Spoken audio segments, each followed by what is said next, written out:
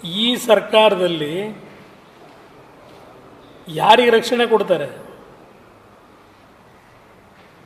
ಈಗ ಅಲ್ಲಿ ಹೋಗಿ ಸರ್ಟಿಫಿಕೇಟೇ ಕೊಟ್ಟು ಬಂದಿಲ್ವಲ್ಲ ಯಾರೋ ಮಂತ್ರಿಗಳು ಮರಾಠಿಲೇ ಭಾಷಣ ಮಾಡಿ.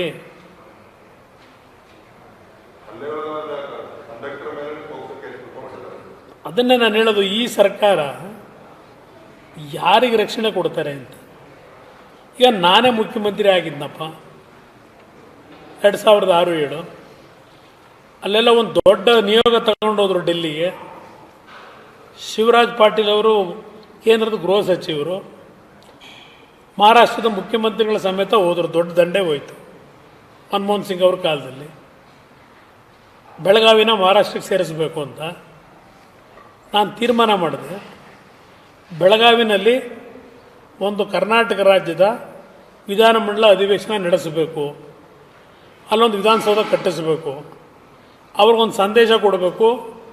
ಇದು ಯಾವತ್ತೇ ಇದ್ದರೂ ಇದು ಕನ್ನಡಿಗರ ಸ್ವತ್ತು ಅಂತಕ್ಕಂಥದ್ದು ಮೆಸೇಜ್ ಹೋಗಬೇಕು ಅಂತ ಅವತ್ತು ತೀರ್ಮಾನ ಮಾಡಿದೆ. ನೀವೇನು ಮಾಡ್ತಾಯಿದ್ದೀರಿ? ಸಂದೇಶ ಏನು ಕೊಡ್ತಾ ಇದ್ದೀರಿ? ಪಾಪ ಗೃಹ ಸಚಿವರದ್ದು ಇವತ್ತು ಹೇಳಿಕೆ ನೋಡಿದೆ, ಅವ್ರಿಗೂ ಪಾಪ ಪೊಲಿಟಿಕಲಿ ವೈರಾಗ್ಯ ಬಂದಂಗಿದೆ ನೋಡಿದ್ರೆ. ನೆನ್ನೆ ಏನೋ ಕಾನ್ಸ್ಟಿಟ್ಯೂನ್ಸಿಲಿ ಹೋಗಿ ಏನೋ ಹೇಳೋರಲ್ಲ. ಏನಾದರೂ ಈ ಸರ್ಕಾರಕ್ಕೆ 136 ಸೀಟ್ ಗೆದ್ದಿರೋ ಅಂಥ ಸರ್ಕಾರ ಇದು.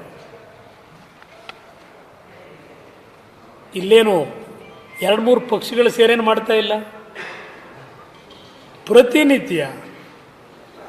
ಪ್ರತಿನಿತ್ಯ ಅವರ ಹೇಳಿಕೆಗಳು, ಮಂತ್ರಿಗಳದು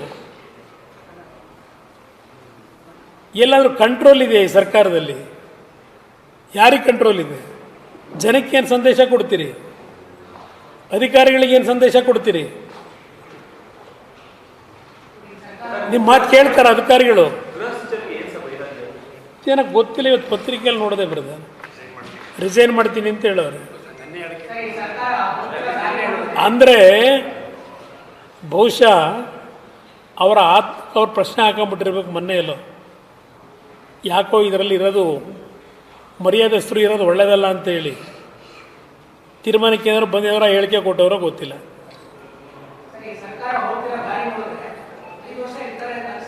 ಅಲ್ಲ, 5 ವರ್ಷ ಇರೋದು ಬಿಡೋದು ಅದೇನೋ ಅವ್ರಿಗೆ ಸೇರಿದ್ದು. ಪಾಪ ಅದೇನೋ ಹೇಳ್ತಾ ಇಲ್ವ ಮಾದೇವಪ್ಪನವರು, ಏನೋ ರೆಕಾರ್ಡ್ ಮಾಡಬೇಕಂತಲ್ಲ. ರೆಕಾರ್ಡು ಮಾದೇವಪ್ಪನವರೇ ರೆಕಾರ್ಡ್ ಮಾಡೋದು ಎಷ್ಟು ವರ್ಷ ರಾಜ್ಯ ಆಳಿದ್ರಿ ಅಂತ ಅಲ್ಲ, ಎಷ್ಟು ದಿವಸದಲ್ಲಿ ನಾಡಿನ ಜನತೆಗೆ ಏನು ಕೊಟ್ರಿ ಅನ್ನೋದು ಮುಖ್ಯ.